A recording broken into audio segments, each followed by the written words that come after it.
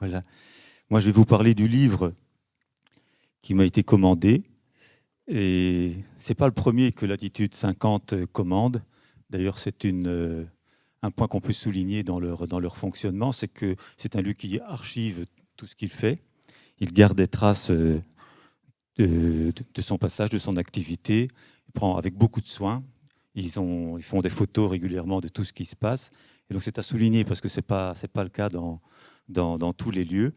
Et puis aussi, ils organisent les rencontres comme celle d'aujourd'hui, mais encore plein d'autres avec plein de partenaires pour prendre conscience des enjeux du métier qui évolue sans cesse pour être en accord avec ce que vivent les artistes, que vivent les autres opérateurs, et aussi pour avoir une plus grande conscience d'elle-même en tant qu'institution, en tant qu'opérateur culturel.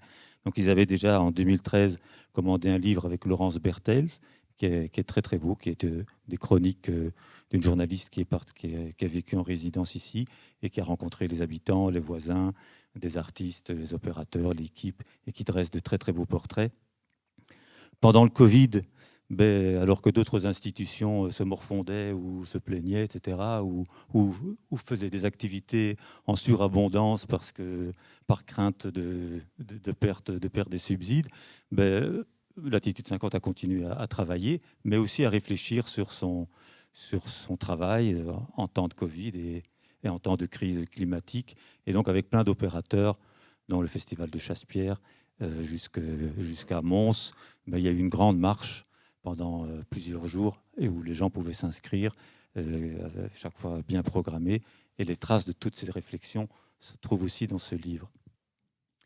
Et donc, ici, 10 ans après le premier, Latitude 50, à l'occasion de la construction de son cirque et de son inauguration, m'a commandé un livre sur le cirque, qui a débordé un petit peu parce que j'ai accepté la commande avec grand plaisir. Ils me l'ont demandé à moi parce que j'ai été bonimenteur. J'ai dans la compagnie des bonimenteurs depuis plus de 25 ans. Je suis président de cette compagnie. Je suis un peu l'actualité des arts de la rue, des arts du cirque. J'ai dirigé un lieu culturel. Et puis, je suis venu souvent ici. J'ai aussi dormi ici, quand il fallait mieux dormir plutôt que de prendre la route le matin. J'ai vu beaucoup de spectacles. Je suis venu aussi au centre culturel qui nous accueille aujourd'hui, qui organise une formidable biennale de photographie. Et donc, j'ai toujours été surpris par le dynamisme de cette commune. Je me souviens très bien la première fois où je suis venu en 2003 pour bonimenter au festival Les Rencarts de la Phare, l'impression que j'avais en montant la route de Marchin qui grimpe très fort. On a l'impression qu'on va décoller et puis on atterrit sur un plateau. Et là, on est tout de suite sous le charme de ce qui se passe. On se sent tout de suite bien. Et cette impression, chaque fois que je reviens, elle est toujours là. On se sent un peu comme chez soi ici. Et c'est ce que les artistes et le public ressent aussi. Et donc, j'étais venu visiter le chantier et j'avais fait un petit post sur Facebook en disant voilà, la Wallonie a enfin son théâtre du peuple, etc., etc. Et du coup, Latitude 50, qui venait de recevoir un petit subside pour inaugurer le cirque, m'a demandé de parler de la construction de son cirque.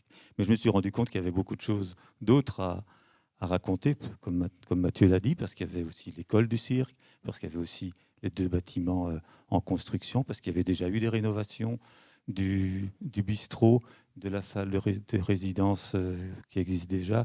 Il y avait aussi un chapiteau de Crolly. Il y avait, bref, il y avait déjà pas mal d'activités autour de l'architecture, d'où le titre du livre, Cirque et architecture en campagne. On est en campagne, mais c'est aussi un lieu qui est évidemment un peu un manifeste pour le cirque et les arts du cirque en général, et pour l'architecture contemporaine adaptée aux arts du cirque.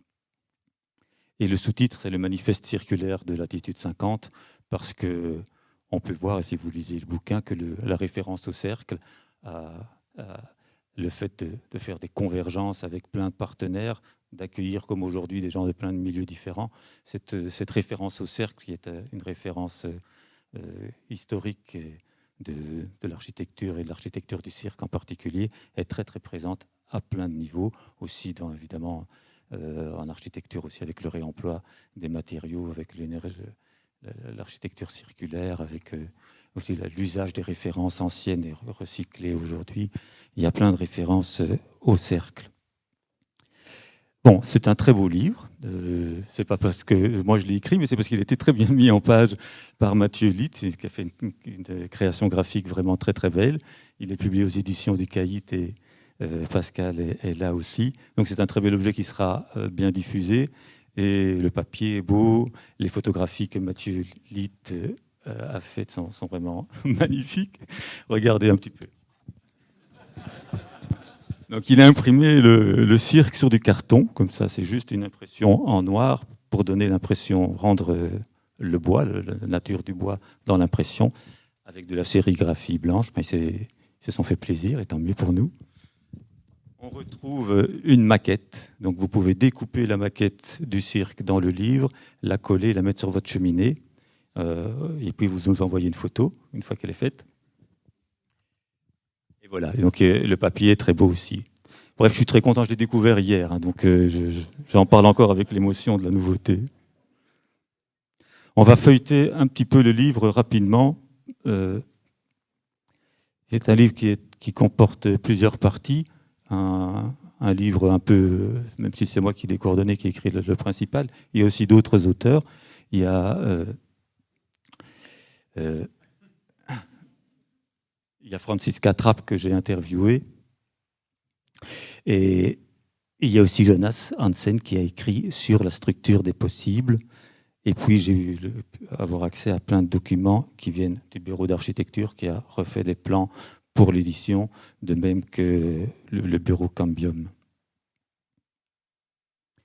Alors ce qui est frappant ici, c'est que donc j'ai commencé à l'écrire en mars 2022. Je suis venu en résidence pendant une semaine, pendant que le cirque Trottola était ici.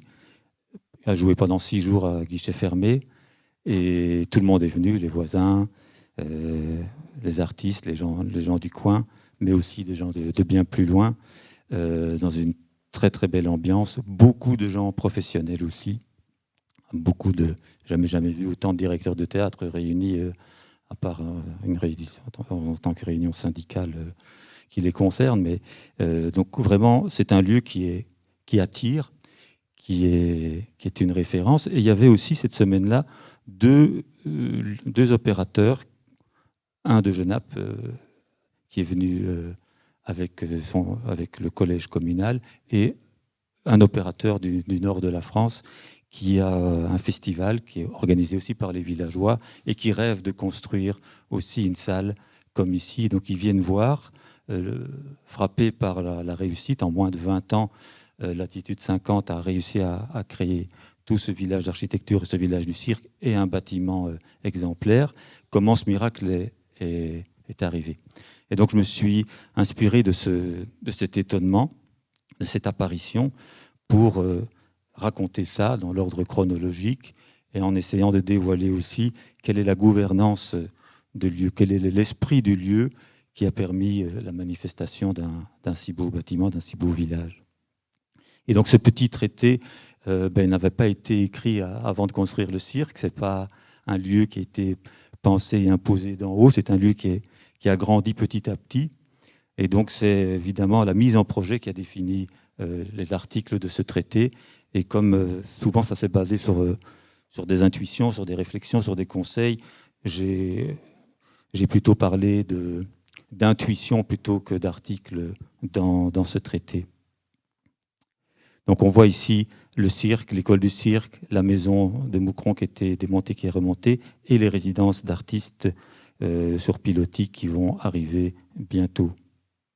Mais on voit aussi l'atelier Devenir qui a aussi été restauré, et déjà par Mathieu Meunier, le bistrot de Latitude 50 qui est aussi une intervention d'une architecte, une intervention très très réussie.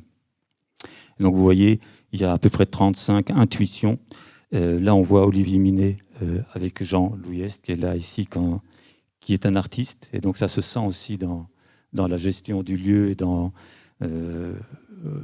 la pensée, l'attention que le lieu porte aux artistes, parce qu'il a vécu lui-même les mêmes difficultés pendant longtemps.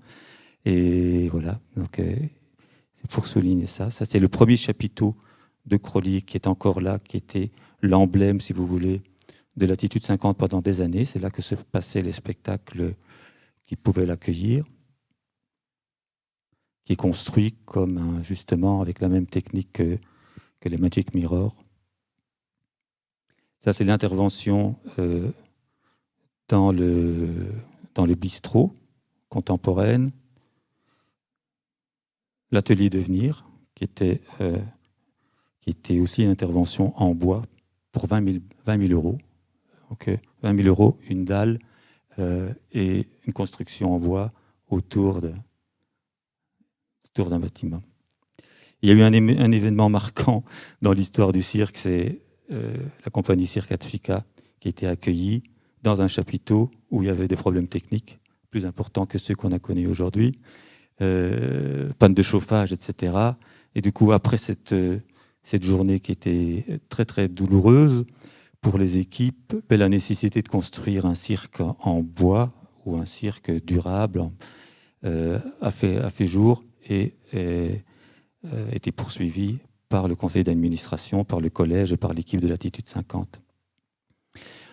On parle aussi dans ce livre, évidemment, de tous les aspects architecturaux, depuis le début jusqu'à la fin, dans toutes les dimensions, depuis la première esquisse où le bardage, pour des raisons budgétaires, n'était pas en bois. Heureusement, il est passé en bois grâce à un apport supplémentaire de subsides de la province de Liège, de la première esquisse des architectes, où au premier dessin, c'était un boa qui avalait le chapiteau, comme dans Le Petit Prince. Qu'est-ce qu'il y a sous la peau de bois du serpent boa? Et puis c'est devenu plutôt l'image du drapé, comme l'a dit Mathieu. Mathieu Meunier, qu'on voit ici à l'œuvre à Venise, qui était lui-même un jongleur, un circassien. Et ce n'est pas rien, ce n'est pas anodin, c'est dans son sens de l'espace, où en rue, on crée son espace, Lola l'a dit, on crée sa relation au public. Et donc il y a un sens de l'espace grâce à cette pratique qui est assez particulier. Et les collaborateurs de Mathieu m'ont tous dit que quand on va dans un espace public avec lui, il a quand même une approche particulière, sensible de cet espace. C'est un village dans le village, on le voit, mais qui est bien aligné avec le patrimoine existant. On voit ici l'école du cirque, avec ses apports de lumière, un très très bel outil, là aussi avec un budget sur fonds propres, il faut le souligner. C'est l'école du cirque qui a réuni le budget, qui a fait un crowdfunding, qui a fait un emprunt et qui, grâce à la vivacité de l'équipe, de sa directrice, peut payer l'emprunt pour faire un bâtiment exemplaire avec, qui ravit tout le monde, quoi. Et le bois, comme dit Véronique, chasse l'odeur des chaussettes. La maison de Moucron est montée à Moucron, remontée ici. Un exemple de réemploi des matériaux en architecture. La structure des possibles. Et là, c'est Jonas Hansen qui travaille à la cellule architecture qui a écrit le texte parce qu'il est aussi frappé pour ce projet-là qui est assez particulier, ambitieux, surtout dans une commune rurale, de l'accueil que le jury a réservé à ce projet et à quel point les échevins, le bourgmestre, ont accompagné ce projet-là. Donc à la dernière réunion, il y avait 3 échevins présents, non pas pour imposer des choses, mais pour écouter les architectes et les auteurs de projets, pour pouvoir mieux en parler aux villageois. Donc l'audace architecturale, l'audace dans l'art contemporain à Marchin est assez significative et rare. Voilà, donc c'est effectivement des pilotis avec des boîtes qui peuvent rentrer dedans, avec un escalier effet Pompidou, et au-dessus, les 2 étages au-dessus seront un espèce de balcon sur le paysage, mais aussi une terrasse pour voir des spectacles, et peut-être, mais ça, on n'en est pas sûr, que des artistes pourront se balancer là au-dessus. Francisca Trapp, qui est une docteure en sciences du cirque et qui parcourt le monde pour parler de cirque, je l'ai interviewée, elle dit des choses passionnantes sur le cirque aujourd'hui, un art intermédiaire, interstitiel. Et l'épilogue, c'est ce lien au cercle, au circulaire. On voit aussi un des premiers dessins du bureau d'architecture, où tout était inscrit dans le cercle. On le sent quand on s'approche du gradin, que le cercle est quand même là. Voilà, il est souvent utilisé puisque le cercle permet aussi cette configuration-là. Et le cercle, il est là aussi sur les chapiteaux. J'aime beaucoup cette image où on voit les traces du passage des artistes. Bon, il y a, la deuxième partie du livre, c'est un carnet de références. On a parlé beaucoup des références ici. Bon, le cirque d'Itorf à Paris. Là, on voit la façade du cirque de Charleroi. Il y a eu 6 cirques en dur avant celui-ci en Belgique. Le dernier était construit en 1903 à Charleroi par M. Bovin. Là, c'est le cirque de Gand. Avec, maintenant, il y a une façade devant. Il a été restauré, celui-là. Celui de Charleroi n'existe pas. À la place, il y a aujourd'hui le Palais des Beaux-Arts. Et puis, on voit du coup le Théâtre du Peuple à Busan, avec sa grande fenêtre qui s'ouvre sur le paysage. Des panoramas aussi. Les Belges étaient champions de la fabrication des panoramas. Et là, c'est justement aussi Auguste Bovin qui a construit des dizaines et des dizaines de cirques en bois. C'était son métier au début du XXe siècle, qui a exploité aussi un grand panorama à Anvers et à Gand. Et puis je retrace aussi les arts de la rue en Belgique et les nouvelles architectures liées au cirque, tous les espaces qui existent aujourd'hui. Là-dedans, je reparle un peu de l'histoire. On parle de Mass Moving qui a beaucoup impressionné Mathieu. Le cirque du trottoir en bas, première compagnie. Et puis l'école du cirque, l'ESAC, qui est aussi le premier bâtiment réalisé en Belgique et la première commande publique d'architecture pour le cirque, et qui est un très très bel outil. Voilà, Latitude accueille aussi depuis longtemps des chapiteaux de toutes formes. On voit celui-ci très impressionnant, et celui de Patrick Masset, qui est une des compagnies belges qui s'intéresse le plus à des structures autoportantes intéressantes. Et ça a joué beaucoup aussi que le fait que les gens d'ici ont toujours vu des chapiteaux de formes étranges, bizarres sur la place, et ça a permis évidemment d'accepter plus tard un cirque aussi contemporain qui marque son espace, parce que le public était prêt, les gens d'ici étaient prêts, n'ont pas été surpris finalement par la proposition. La fiche technique, ça c'est 2 jours de travail, rien que pour ça, mais avec toutes les données techniques, y compris budgétaires, et j'ai pu travailler dans la plus grande transparence à tous les niveaux d'ailleurs. On m'a ouvert toutes les archives, il n'y avait pas de sujet tabou, y compris pour les aspects budgétaires.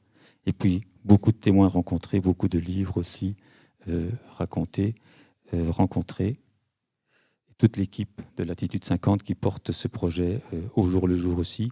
On ne retrouve pas forcément leurs paroles dans le livre, citées directement, mais j'ai vécu avec eux pas mal de week-ends et de jours, et je les ai beaucoup observés.